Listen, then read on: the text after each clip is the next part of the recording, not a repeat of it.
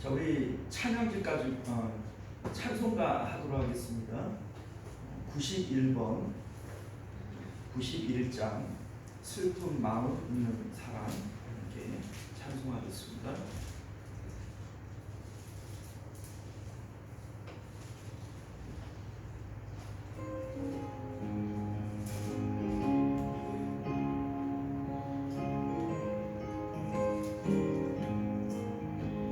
슬픈 마음 있는 사람, 예수 이름 믿으며 영원토록 변함없는 기쁜 마음 얻으리. 예수의 이름이 세상의 소망이요, 예수의 천국의 기쁨일세. 거룩하신 주의 이름 너의 방패 삼으라.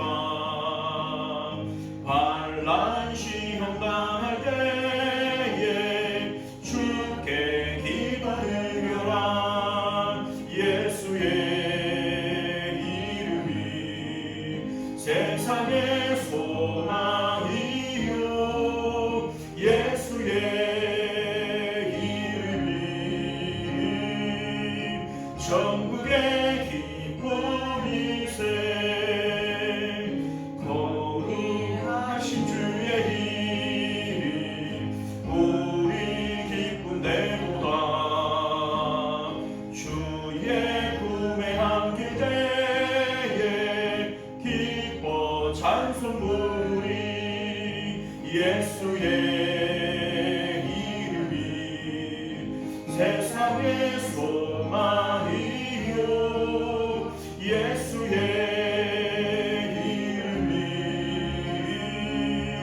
천국의 기쁨이. 우리 갈 길 가다 후에 보좌 앞에 나아가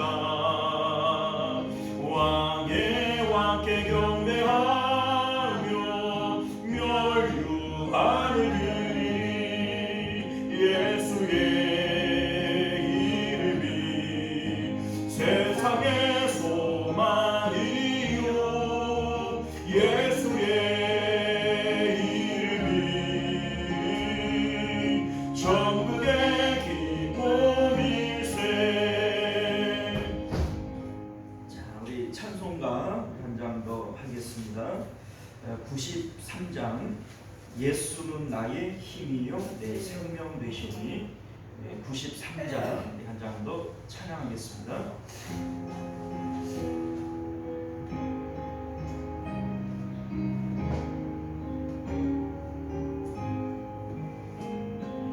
예수는 나의 힘이요 내 생명 되시니. 구주 예수 떠나 살며 죄 중에 빠지리. 눈물이 앞을 가리고 내 맘에 근심 쌓일 때 위로하고 힘주시리. 주 예수. 예수는 나의 힘이요 내 생명 되시니. 그 은혜를 간구하면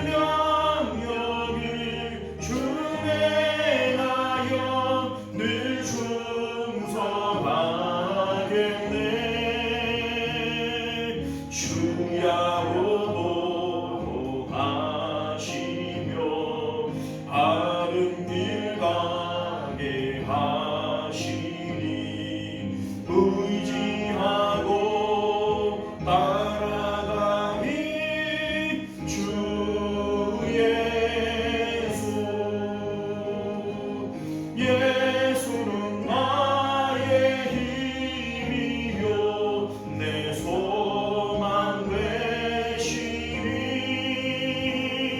이 세상을 떠나갈 때 곧 영생 얻으리 한없는 복을 주시고 영원한 기쁨 주시네 나의 생명 나의 기쁨 주 예수 할렐루야. 자, 이 시간 우리 예배를 위해서 함께 기도하겠습니다. 여호와를 기뻐하라 내 마음의 소원을 그가 이루어 주시리로다. 이 시간도 우리가 하나님만 바라고 하나님만 기뻐하는 그러한 예배 될 수 있도록 은혜 베풀어 주옵소서. 세상 가운데 흩어져 있는 우리들의 마음이 오직 하나님께만 집중되어지고 하나님께서 기쁘게 받으실 만한 그러한 예배와 기도가 되게 하여 주옵소서. 우리가 이러한 마음 가지고 주여 한번 외치고 기도하겠습니다. 주여 은혜로우신 우리 주 하나님 사모하는 마음으로 주께 나와싸우니 간절한 마음으로 주님 기다릴 때 우리 하나님 우리의 기도가 주께 상달되어지는 놀라운 은혜들이 있도록 역사하여 주시기를 원합니다. 우리의 이 예배가 하나님을 기쁘시게 하며 하나님께서 받으실 만하며 우리에게 은혜를 주시고 우리 기도에 응답하실 만한 복된 예배가 되어질 수 있도록 은혜 베풀어 주옵소서. 세상의 악하고 또 더러운 사람 마귀들 우리 예배를 방해치 못하도록 성령 하나님께서 친히 보호하여 주옵시고 우리 하나님이여 주의 성령께서 강권적으로 역사하여 주심으로 말미암아 우리의 예배 우리의 기도가 주님 앞에만 상달되어지는 귀한 시간이 되어질 수 있도록 역사하여 주시옵소서. 우리 하나님께서 아버지여 우리의 심령을 사로잡아 주시기를 원합니다. 오직 성령으로 아버지 충만케 하시며 하나님을 사모하는 마음으로 주님 간절한 마음으로 주님을 찾는 귀한 시간 되도록 역사하여 주시옵소서.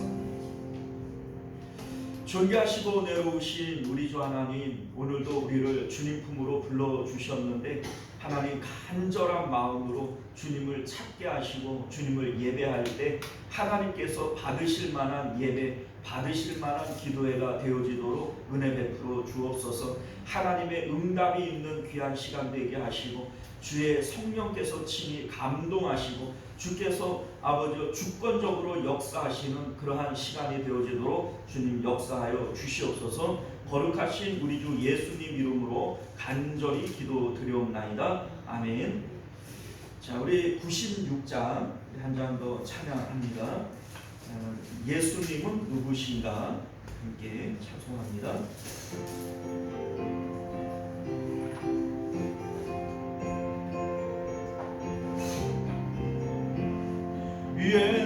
예수님은 누구신가 우는 자의 위로와 없는 자의 풍성이며 전한 자의 높음과 잡힌 자의 노임되고 우리 기쁨 되시네. 예수님은 누구신가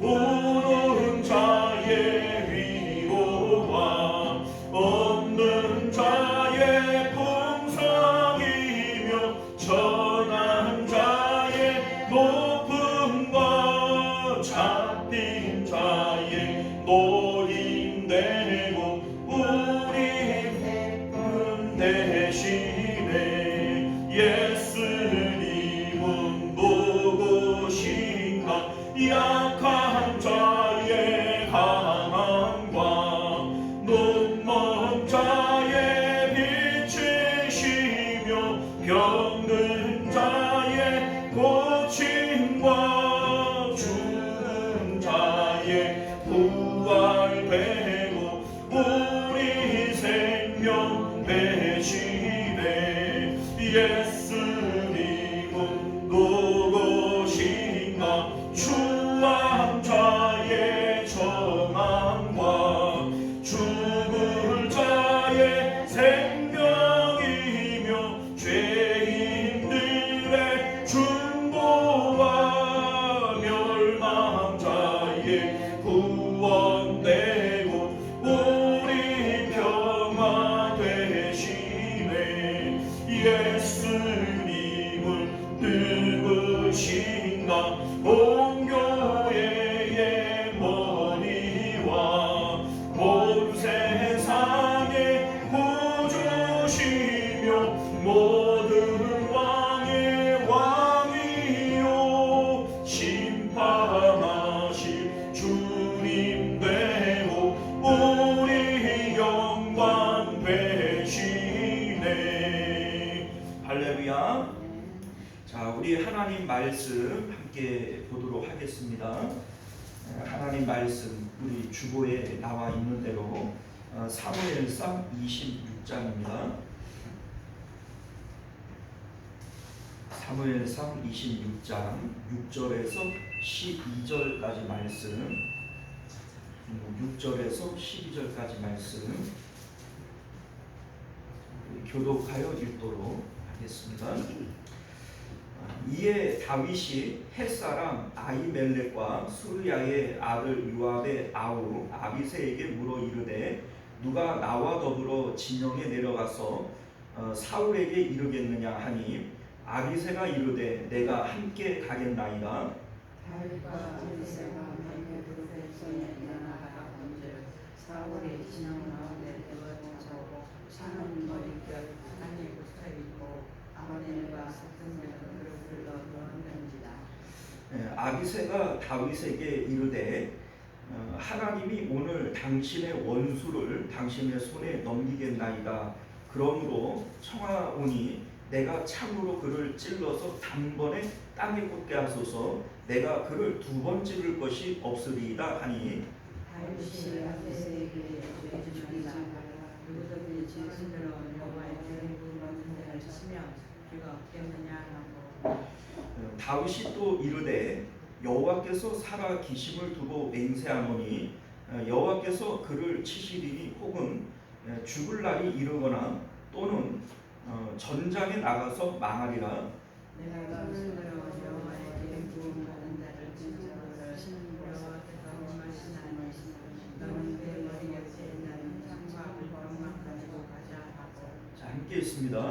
다윗이 사울의 머리 곁에서 창과 물병을 가지고 떠나가되 아무도 보거나 눈치채지 못하고 깨어 있는 사람도 없었으니 이는 여호와께서 그들을 깊이 잠들게 하셨으므로 그들이 다 잠들어 있었기 때문이었더라. 아멘.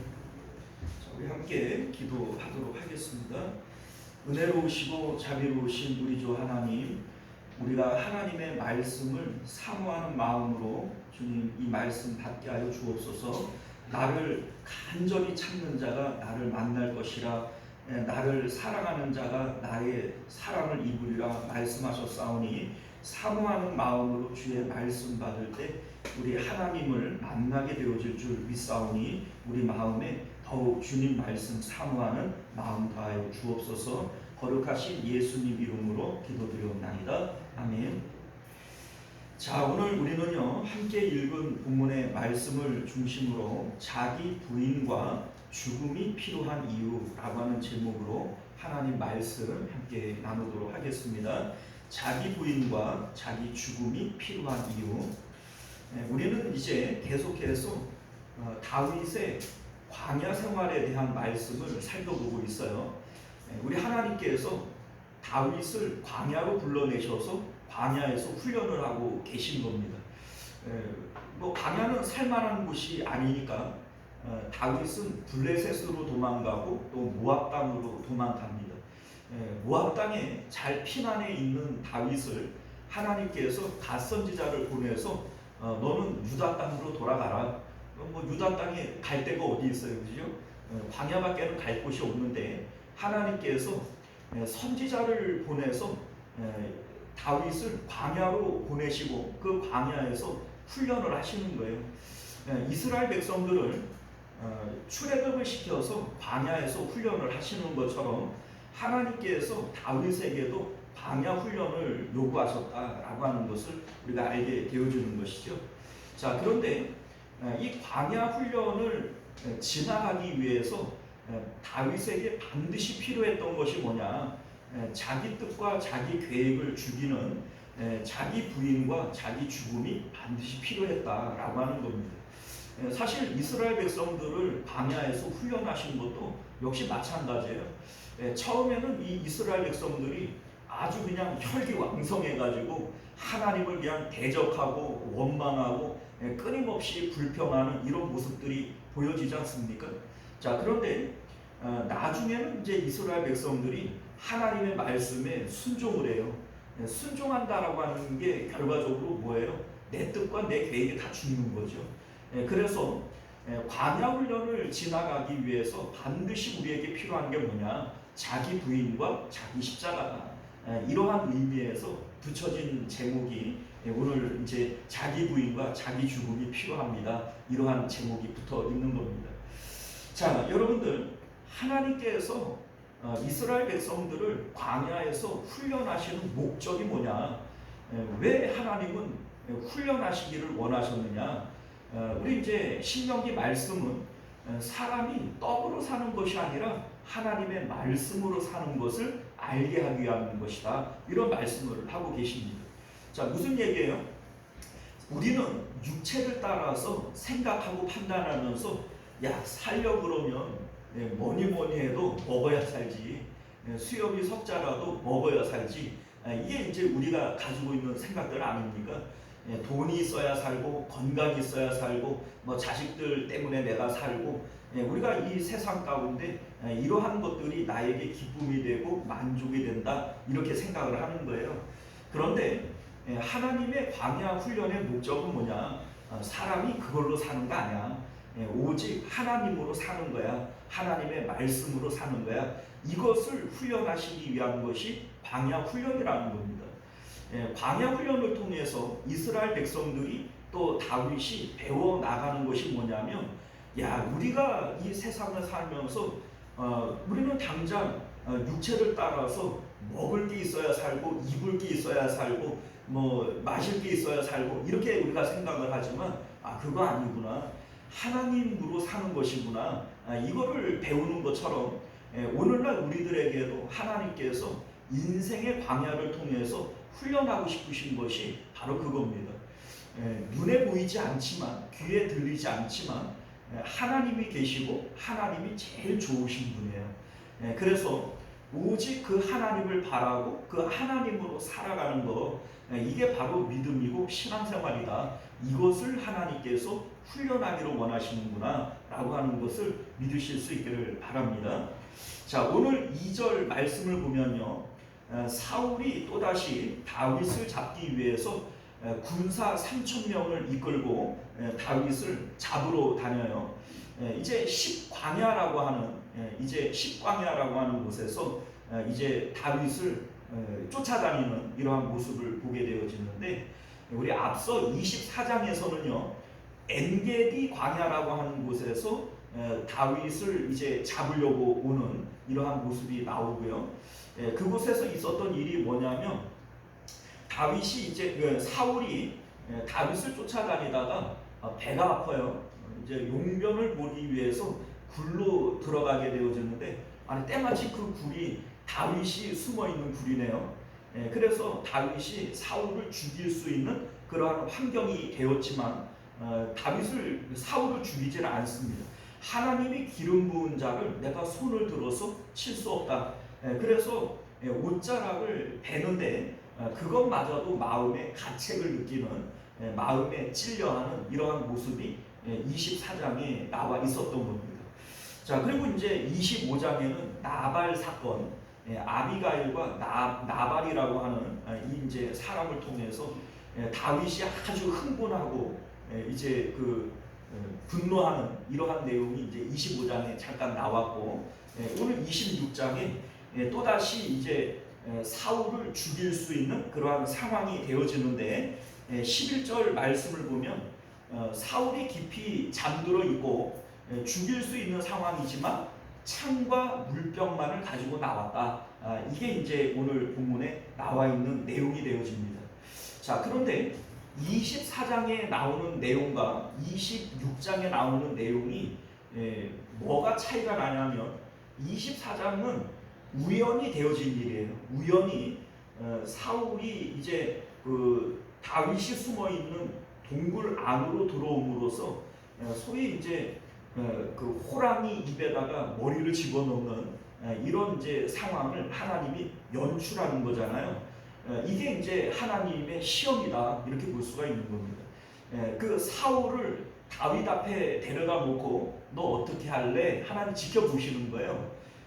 다윗도 그걸 알았단 말이에요. 그래서 이제 사울을 죽일 수 없다라고 하는 것은 알았지만 옷자락을 베요. 순간 베고 나서 아차, 이거 내가 실수했구나, 이거를 깨달으니까 마음에 찔리게 되었다, 이제 이런 얘기잖아요. 그런데 오늘 26장은 뭐가 다르냐면 이 상황을 다윗이 의도하고 했다는 거예요. 그래서 자기 이제 병사들 가운데 나랑 같이 그 진영으로 내려갈 자가 누구냐, 자원을 받아서 그리고 같이 내려가서 어차피 죽일 마음은 없지만 그 창과 물병을 가지고 나옵니다. 그리고 오늘 본문에는 양심의 가치를 느꼈다, 이런 얘기가 없어요. 그죠? 왜냐하면 그건 의도하고 처음부터 작정하고 한 일이기 때문에 이거에 대해서 뭐 가책을 느낄 이유도 사실은 없는 것이죠. 자, 그런데 오늘 이 다윗이 하는 행동들을 보면 이게 참 어리석어 보인단 말이에요. 왜냐하면 3,000명이 이렇게 진을 짜고 있고, 그 3,000명 가운데 가장 안전한 자리가 가운데 아니겠어요? 그러니까 가운데에다가 사울 왕의 이 막사, 이 천막을 세워놨단 말이에요. 그러면 그 3,000명을 뚫고 들어가서 그 사울 왕의 창과 물병을 가지고 나온다. 얼마나 위험합니까? 그리고 어차피 죽일 마음이 없어요. 뭐 내가 목숨을 걸 것 같으면, 다윗이 목숨 걸고 하는 일이잖아요. 내가 목숨을 걸 것 같으면 상대방도 목숨을 취할 수 있어야 이게 뭐 수지타산이 맞는 거지. 나는 그 목숨을 걸고 들어가지만은 상대방의 목숨은 거둘 마음이 없어요. 그러면 이거는 수지타산이 맞아요, 안 맞아요? 안 맞죠. 어리석어 보이는 거예요. 또 사실은 이제 다윗이 직접 내려가지 않고 부하들만 보내도 되잖아요. 부하들만. 다윗에게는 정말 충성스러운 아주 또 날쌘 이러한 부하들이 상당히 많이 있습니다. 우리 사무엘하 23장을 보게 되어지면 다윗의 장교급의 이 부하들의 이름을 쭉 열거를 하고 있는데 37명이 나와요. 그런데 이 37명이 아주 다 대단한 사람들입니다. 그 이제 한 일례가 있는데 블레셋과 이스라엘이 이 전쟁을 벌이던 중에 블레셋 사람들이 와가지고 베들레헴을 점령해 버립니다. 그런데 이 베들레헴이 어디예요? 다윗의 고향이잖아요. 그러니까 다윗이 그 상황에 대해서 아주 씁쓸해하면서 이런 얘기를 해요. 사무엘하 23장 15절을 보면 다윗이 소원하여 이르되 베들레헴 성문 곁 우물물을 누가 내게 마시게 할까, 이런 탄식을 합니다. 자, 그런데 이 소리를 들은 다윗의 부하들이 밤에 그 적진을 뚫고 들어가서 그 우물물을 떠갖고 와요. 얼마나 충성스러워요.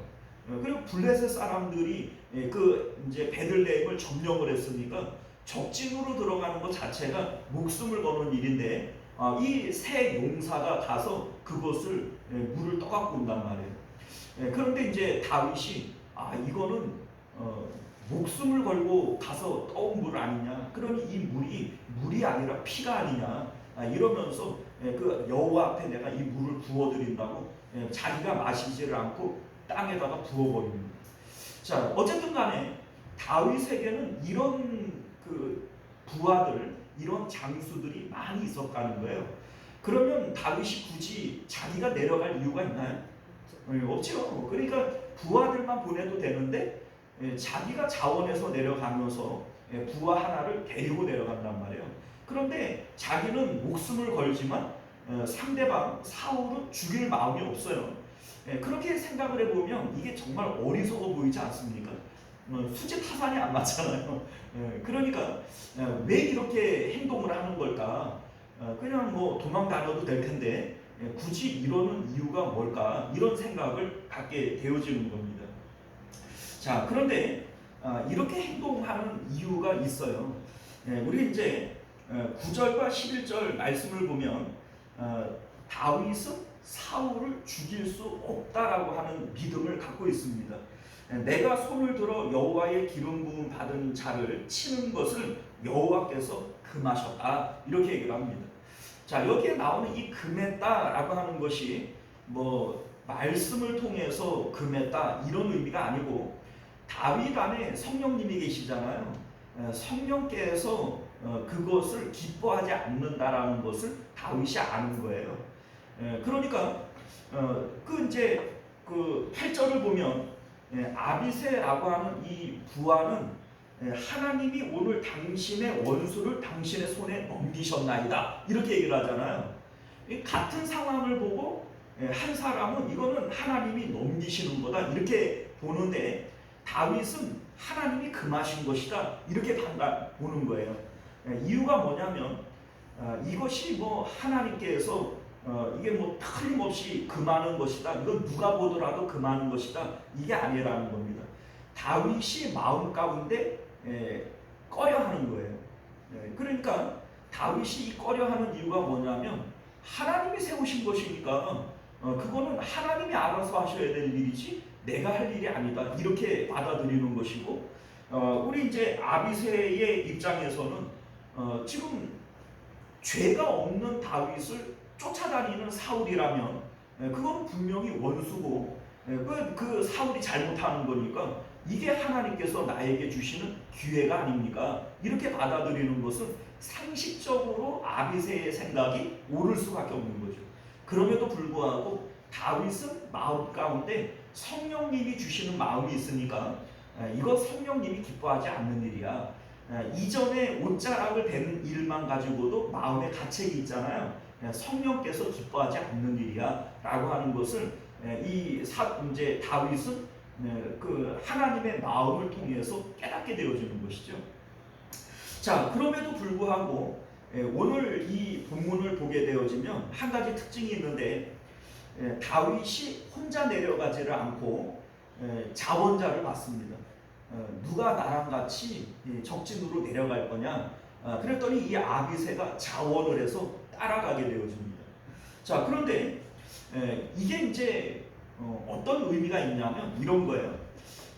왜 다윗이 부하들만 내려보내지 않았을까? 부하들 중에서 야, 누가 그 가가지고 그 사울 왕의 그 창과 그 물병을 가지고 올 사람 있냐? 이렇게 얘기를 했으면 이 부하들 가운데 자원하는 사람이 있었겠어요? 없었겠어요? 당연히 있었죠. 그런데 문제는 뭐냐면 부하들끼리만 내려가면 사울을 안 죽였겠어요? 당연히 죽였죠.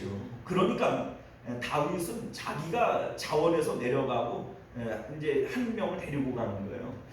그러니까 죽일 마음이 없었기 때문에 자기가 내려가는 거예요. 왜냐하면 부하들만 내려보내도 부하들이 내려가서 죽이면 그 책임은 사실은 다윗에게 있는 거지. 그렇잖아요. 그러니까 다윗은 사울을 죽일 마음이 없기 때문에 자기가 내려가는 겁니다. 사실 3천 명이 쫓아다니는데 가장 효과적인 방법이 뭐냐면 그 사울을 죽일 수 있음에도 불구하고 안 죽였다라고 하는 이것이 가장 그 좋은 방법이긴 해요. 그러니까 그 3천 명 대 600명이 싸우면 가장 효과적인 방법은 그 우두머리를 죽이는 거잖아요. 우두머리를 죽이는 게 그 전쟁에서 가장 효과적인 방법인데, 그런데 이제 다윗은 사울을 죽일 수는 없으니까 내가 죽일 수 있지만 내가 안 죽인 거다. 이거를 이제 드러내면은 그 이제 사울이 돌아갈 수밖에 없는 거예요. 실질적으로 25절을 보면 사울이 순순하게 돌아가 버립니다. 왜냐하면 내가 이미 죽은 목숨이잖아요. 다윗은 나를 죽일 수 있었는데 안 죽인 거니까 나는 이미 죽은 목숨이잖아요. 그러니까 더 이상 쫓아다닐 명분이 없는 거예요. 그러니 이제 돌아가게 되어지는데 다윗은 죽일 마음이 없으니까 자기가 이제 친히 내려가는 것이고, 이게 이제 어떤 의미가 있냐면 아비새라고 하는 자기 부하를 데리고 가요. 그래서 이제 부하는 죽이고 싶어 하는데 다윗이 그거를 죽이지 못하도록 이 금지를 합니다. 금지. 그런데 이게 어떤 의미가 있냐면요. 사울이 기름 부음 받은 자이기 때문에 다윗은 죽일 수 없다라고 얘기를 해요. 그런데 사울만 기름 부음을 받았나요? 아니죠. 다윗도 기름 부음을 받았잖아요. 그런데 자기 부하들에게 기름 부음 받은 자는 절대로 죽이면 안 된다. 이것을 가르친 거예요. 가르친 겁니다.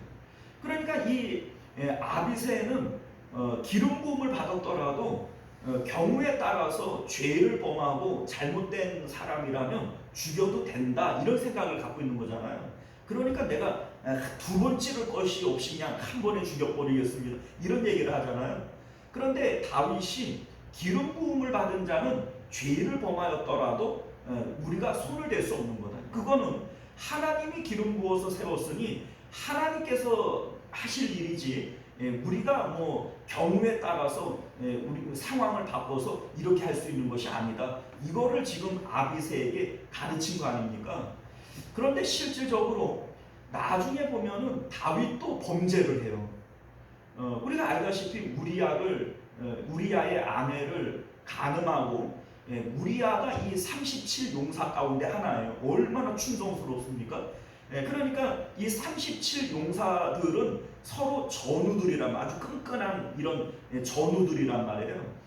이 사울에게 쫓겨다니는 10년 세월을 같이 쫓겨다니고 전쟁에 같이 나갔던, 그런데 누가 보더라도 다윗이 잘못했잖아요. 그런데 다윗의 용사들은 끝까지 다윗을 배신하지 않습니다. 그게 바로 여기서부터 교육이 되어졌기 때문이다, 이렇게 보여지는 거예요. 왜냐하면 다윗이 범죄했을지라도 다윗이 기름 부음을 받은 자이고, 기름 부음 받은 자에 대한 것은 하나님이 알아서 하실 일이지 우리가 관여할 일이 아니다. 이것을 이제 다윗이 그 아비새라고 하는 부하에게 지금 가르쳐 준 거예요. 그리고 이 교육이 되어져서 그런지 몰라도 압살롬이 이제 다윗을 죽이기 위해서 쫓아다닐 때 그 이제 상황은 다윗에게 엄청 불리해요. 누가 보더라도 이거는 다윗이 불리한 전쟁이에요. 그럼에도 불구하고 다윗의 부하들 가운데 한 명도 배신하는 사람이 없어요. 이제 이러한 것들이 사실은 교육적 측면에서 충분히 되어진 것이죠. 또 한 가지 우리가 생각해 볼 수 있는 것이 뭐냐면, 다윗이 자기도 기름 부음 받은 자이지만 기름 부음 받은 사울에게 지금 어떻게 행동하는지를 보세요. 죽일 수 있는 상황이지만 죽이지 않아요. 이 기름 부음 받은 자에게 기름 부음 받은 자로서 긍휼히 여기는 거예요. 불쌍히 여기는 겁니다. 하나님이 기름 부으셨으니 내가 하나님의 기름 부음 받은 자를 불쌍히 여기고 긍휼히 여기고 있습니다. 그러니 하나님이 기름 부음 받은 나도 하나님께서 그렇게 여겨주시기를 원합니다 라고 하는 이 마음이 다윗에게 있는 것이죠.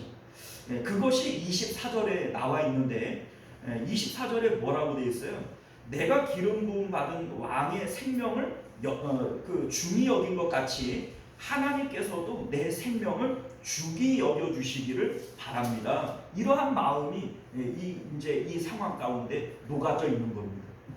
자, 우리 이제 다윗이 지금 하고 있는 이 행동들이 결국은 믿음의 행동이잖아요.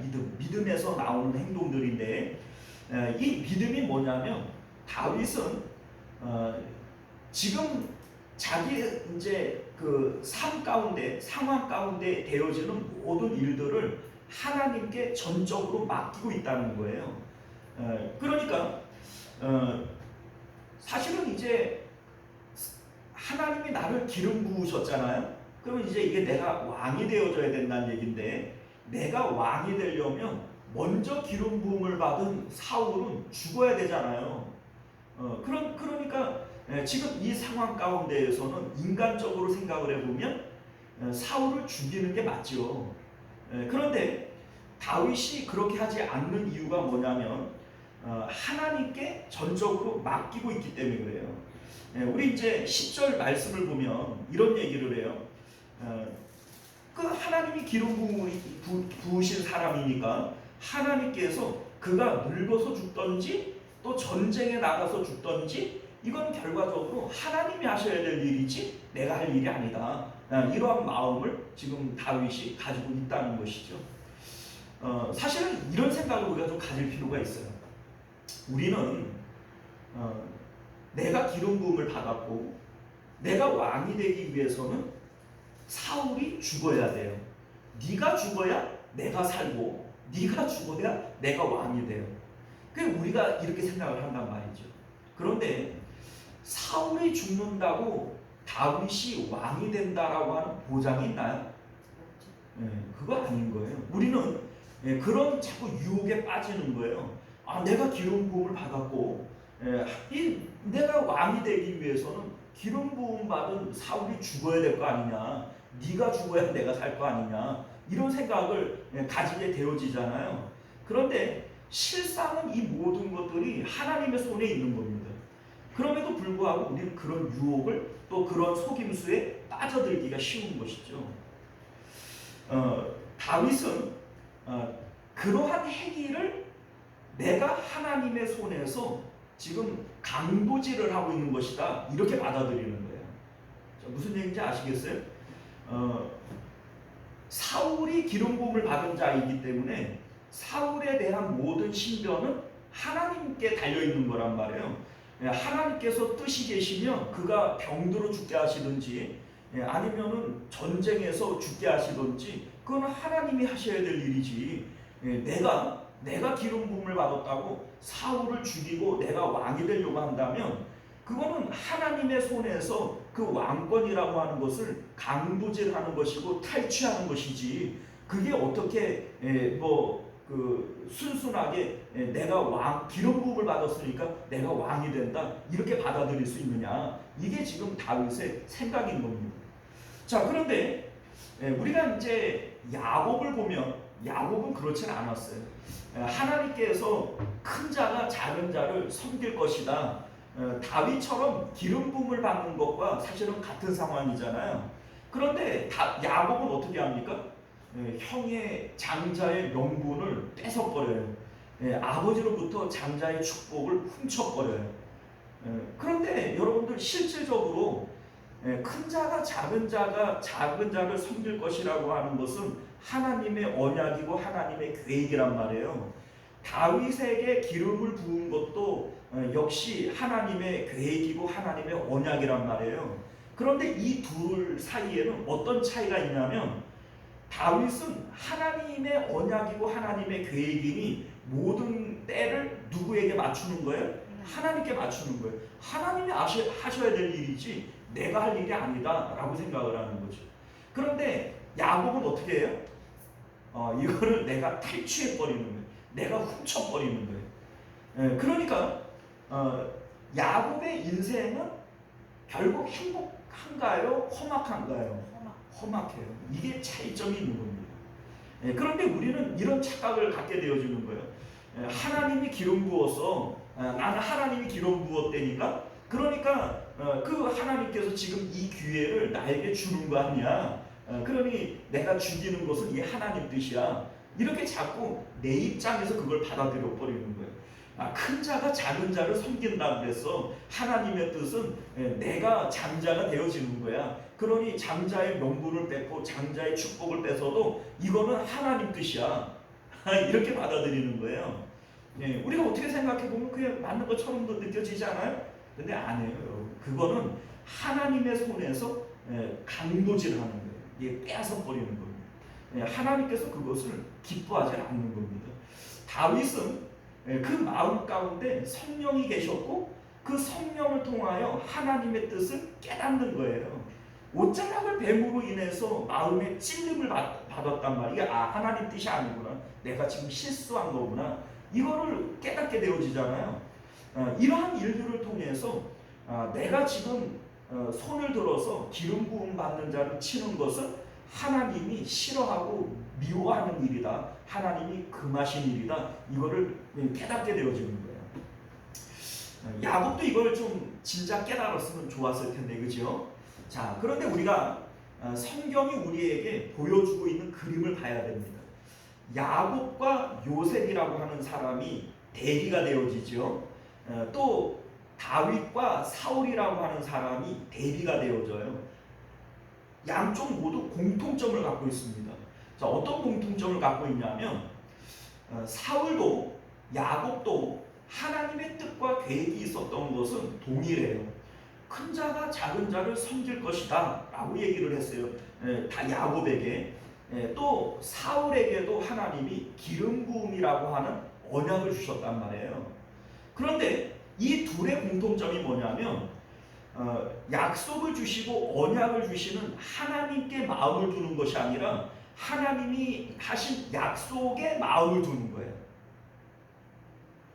자, 이게 공통점인데 이 두 사람의 인생의 결말이 어때요? 좋아요? 나빠요? 나빠요. 그런데 여러분들, 믿음의 조상 아브라함은 하나님이 언제나 언약을 주실 때 언약에 마음을 두는 법이 없어요. 언제나 언약을 주시면 번제를 드리면서 언약 자체에 대해서 마음이 죽기를 원했던 거예요. 그리고 실질적으로는 하나님 자신에게 마음을 둡니다. 자, 그걸 우리가 어떻게 알게 되어지냐면 하나님께서 내가 이 땅을 너에게 주겠다 그래요. 그리고 내가 너에게 내 후손을 바닷가의 모래알처럼 많게 해주겠다 그래요.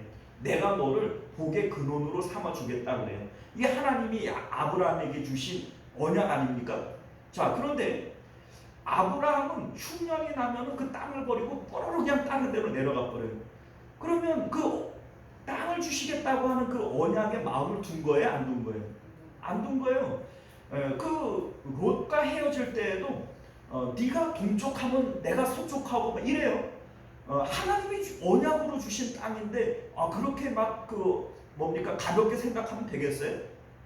이거 땅, 이거 하나님이 나한테 언약으로 주신 거니까 내가 이 땅을 가져야 되겠어. 이렇게 마음을 먹어야 되지 않아요?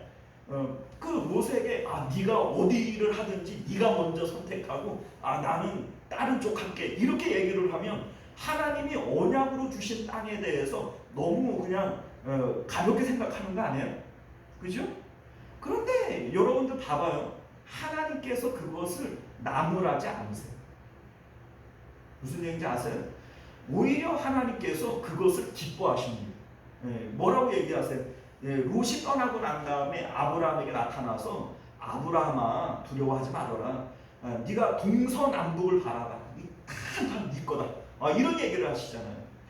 오히려 아브라함은 땅에 대해서 관심을 없어하고 하나님께서 그 땅에 대해서 오히려 주고 싶어 하시는 이런 모습을 우리가 보게 된단 말이죠.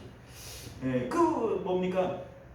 아브라함이 99세 때에 하나님이 나타나서 내년 이맘때에 너에게 사라에게 아들이 있을 거다 이런 얘기를 합니다. 그런데 이 아브라함이 뭐라고 얘기해요? 됐습니다, 하나님. 이스마엘이나 하나님 앞에 잘 살기를 원합니다. 이렇게 얘기를 하면 믿음 없어 보이진 않아요? 예? 하나님이 바닷가의 모래알처럼 자식이 많게 주겠다 그랬으면 아이고 하나님 감사합니다 이래야 되는데, 그죠? 오히려 아브라함은 됐다는 거예요. 나는 그거 필요 없다는 거예요. 하나님께서 아니다, 내가 너에게 반드시 줄 거다. 오히려 하나님이 몸 달아 하시는 모습이 우리가 보여진단 말이죠. 자, 우리가 이러한 것들을 통해서 뭘 알게 되어지냐면, 믿음의 조상 아브라함은 하나님께서 언약을 주실 때에 언약에 대해서 마음을 두지 않았다는 거예요. 땅 준다 그래도 땅에 마음이 없었고, 자식을 준다 그래도 자식의 마음이 없었어요. 아브라함의 마음은 오직 하나님께 있었다. 100세에 얻은 아들 이삭 바치라 그래도 이걸 바치는 이유가 뭐예요? 아브라함의 마음은 자식에게 있는 것이 아니라 하나님께 있었다는 거예요. 이게 그 믿음의 사람들에게 공통적으로 보여주고 있는 내용이라는 거죠. 우리 이제 야곱과 대비가 되어지는 사람이 요셉인데, 요셉도 역시 마찬가지예요. 하나님께서 꿈을 통하여 언약을 주시는 겁니다. 그 해와 달과 11별들이 자기에게 절을 하잖아요. 이게 하나님께서 주시는 언약이지 않습니까? 자, 그런데 요셉은 그 언약에 마음을 두진 않아요. 언약하고는 정반대의 방향으로 인생이 가고 있는 거예요. 그 언약대로 되어지려면 내가 지위가 더 높아져야 되고 더 나아져야 되는데, 뭐 노예로 팔려나가고 감옥으로 들어가고 막 이러니까 실질적으로 언약이 이루어지는 것 같아요? 언약으로부터 점점 멀어지는 것 같아요? 점점 멀어지는 것 같아요. 그럼에도 불구하고 이 요셉이 초조해하거나 하나님 앞에 어떻게 하려고 그럽니까? 이렇게 불만을 가지지 않습니다. 오히려 이 요셉은 하나님으로 기뻐하는 이러한 모습을 보게 되어지죠. 이게 바로 하나님께서 요구하시는 마음인 거예요. 다윗에게도 지금 동일한 겁니다. 다윗에게 하나님께서 기름 부으셨지만 그 언약의 마음을 두면 하나님의 이 훈련으로부터는 멀어지는 거예요. 기름 부었으니까는 왕이 되어져야 되는데, 이 언약의 마음을 두었으면 지금 사울은 죽여야 되는 거예요. 그래야 언약이 이루어지는 거니까. 그런데 다윗은 언약의 마음을 두는 것이 아니라 하나님께 마음을 두는 겁니다. 이게 지금 이 성경이 우리에게 보여주고 싶은 내용이라는 거죠. 자, 그런데 여러분들, 우리 또 한 가지 좀 눈여겨볼 것이 뭐냐면 24장에 이 일이 하나 있었어요. 그러니까 다윗이 사울을 죽일 수 있는 상황이 24장에 그 엔게디 광야에서 한번 있었어요. 그리고 25장에 나발 사건이 있고, 그리고 26장에 10광야에서 또 한 번 죽일 수 있는 상황이 또 찾아온 거예요. 자, 그러면 왜 이 성경이 가운데 나발 사건을 중심으로 양쪽에 이런 사건이 있게 되는 걸까? 이 구조를 통해서 우리에게 보여주는 게 뭘까? 요걸 우리가 알아야 되잖아요. 자, 그런데 25장에 그 나발 사건에 나오는 이 다윗의 사건을 보면, 다윗의 모습을 보면 믿음이 있어 보여요? 믿음이 없어 보여요? 믿음 없어 보여요. 왜냐하면 다윗이 나발을 죽이려고 하는데, 그 사실은 이 나발은 그 뭡니까? 미련한 자고 바보 멍청이잖아요. 그죠? 그런데 우리가 언제나 싸우려 그러면 하나라도 낳으면 싸워요, 안 싸워요? 응? 하나라도 낳은 사람이 있으면 안 싸워요. 자, 그런데 다윗이 지금 나발을 죽이려고 우리가 싸운단 말이에요. 그래 이제 아비가일이라고 하는 여자가 와가지고, 우리 남편 이 나발은 처음부터 미련하고 바보 멍청입니다.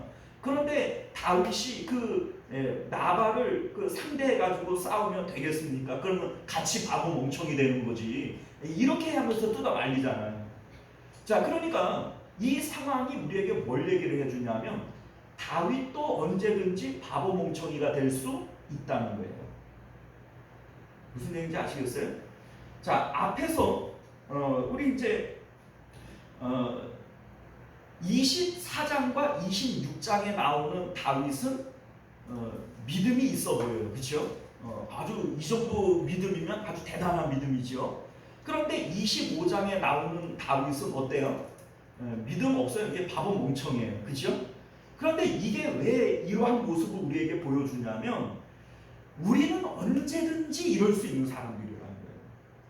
지금은 우리가 뭐 믿음이 엄청 좋을 것 같고 다윗 나도 나중에 다윗처럼 그렇게 할 수 있을 것 같고 뭐 이런 믿음이 우리가 이제 때로는 우리 자신이 볼 때 야 나는 절대로 하나님 안 버려 나는 그 뭐 믿음 언제든지 나는 지킬 수 있어 이런 어떤 자신감이 생겨날 때도 있단 말이죠. 그런데 오늘 이 내용이 24장, 25장, 26장 이렇게 지나오면서 우리에게 보여주는 내용이 뭐냐면 우리는 언제든지 나발과 같은 바보 멍청이가 될 수 있는 사람들이라는 거예요. 24장에 옷자락을 베는 것만 가지고도 양심의 가책을 느꼈던 이 다윗이 25장에서 이렇게 바보 멍청이가 돼버린다니까요. 그런데 또 26장에 와서 보니까 또 다시 믿음을 회복했어요. 만약에 25장에서 아비가일이라고 하는 사람을 통해서 하나님께서 깨우치지 않고 말리지 않았다면 다윗은 나발을 죽이는 살인자로 그냥 전락할 수밖에 없는 거예요. 자, 우리는요 이거를 알아야 돼요, 여러분들. 왜 우리 예수님께서 날마다 자기 부인하고 자기 십자가 지고 날 따라와라 이렇게 말씀을 하시는가? 자기 십자가와 자기 부인이 아니고서는 이 광야 시험길을 우리가 이겨낼 길이 없는 거예요. 다윗이 25장에서 왜 갑자기 바보 멍청이가 됐을까요? 24장에서는 훈련을 받으면서 언제나 내 뜻과 내 계획을 죽여왔던 거예요. 이런 훈련 가운데에서 옷자락만 배워도 마음의 가책을 느낄 만큼 영적으로 아주 민감해 있는 다윗의 모습을 우리가 보게 되어지는데 25장에서 영적 긴장감을 확 놔버리는 거예요. 자, 우리 이제 25장에 어떤 사건이 있었어요? 24장에서 사울이 야, 네가 내 아들이다.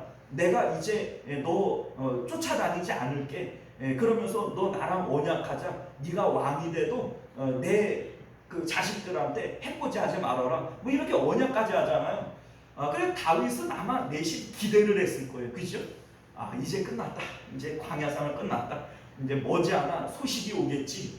소식은 웬걸? 안 와요. 그러니까 아마 거기서 아마 신앙적으로 크게 실망하면서 무너졌을 겁니다. 더군다나 25장에 이제 딱 들어와가지고 사무엘이 죽어요. 영적으로 가장 의지했던 그런 아버지와 같은 사무엘이 죽고, 그리고 뭔가 기대를 했던 일들의 기대가 무너지고 이러면서 다윗이 신앙적으로 확 무너져 버리는 거예요. 그러니까 25장에서 다윗이 나발처럼 바뀌어 버리는 겁니다. 나발을 붙들고 그냥 시비를 걸고 싸움을 걸고 막 나발처럼 돼버리는 이러한 다윗의 모습을 우리가 보게 되어지는 거죠. 24장과 26장에 나오는 다윗은 엄청 믿음 있는 사람 같아요. 그런데 25장에 나오는 다윗은 진짜 별 볼 일 없는 바보 멍청이에요. 이게 우리들이라는 거예요. 섰는 줄 생각하면 넘어질 줄 조심해야 되는 거죠. 우리는 언제든지 바보 멍청이가 될 수 있는 사람들이에요. 그래서 이 광야길을 지나갈 때 하나님께서 언제나 훈련하시는 것이 뭐냐?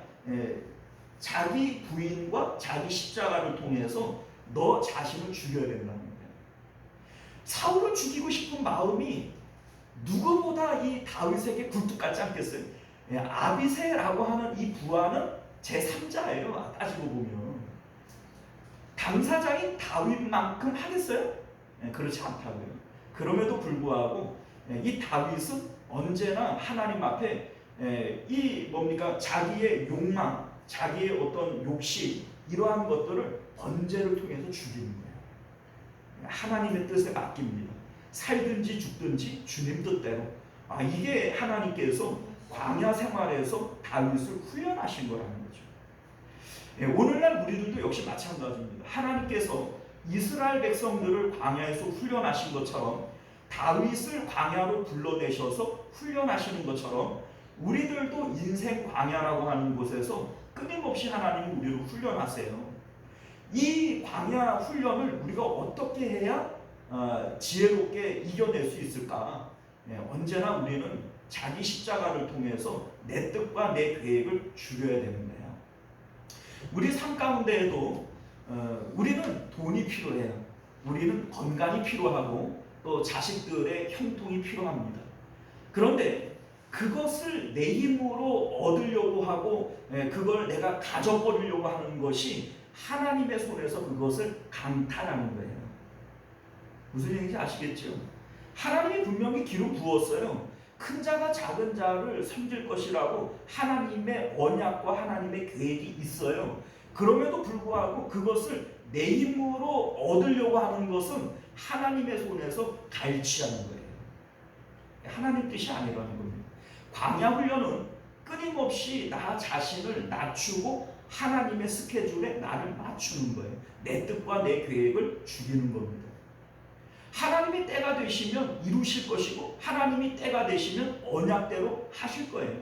그러나 그것을 내 스케줄에 맞춰가지고 그건 뭐 내가 이루려고 하고 내가 가지려고 하면 결과적으로 야곱과 같이 되어지는 것이고 사울과 같이 되어지는 겁니다. 우리가 오늘 말씀을 통해서 우리도 지금 훈련을 받고 있는 중이잖아요. 광야 훈련은 이스라엘 백성들에게만 있는 게 아니고 다윗에게만 있는 게 아닙니다. 야곱도 그 험악한 세월들이 야곱의 광야 생활이었던 것이고 오늘날 우리들이 살아가는 이 삶도 하나님이 광야 훈련을 하고 있는 겁니다. 이 광야 훈련은요 끊임없이 자기 십자가를 통해서 내 뜻과 내 계획을 죽이는 것이 이게 바로 하나님의 목적이다라고 하는 것을 믿으실 수 있기를 바랍니다. 기도하겠습니다.